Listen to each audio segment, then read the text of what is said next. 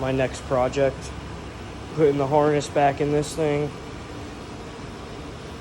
And then a brand new 6.7 motor. 2 transmissions.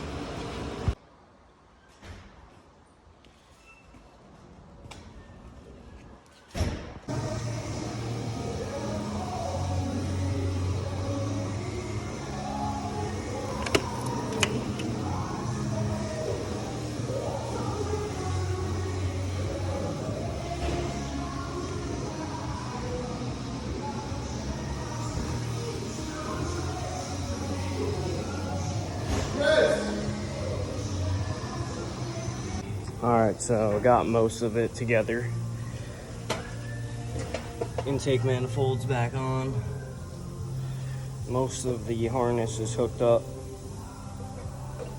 Still have some stuff on the interior to do, and then all these trim pieces, front bumpers, stuff like that. Overall, not too bad considering I'm not the one that took this apart.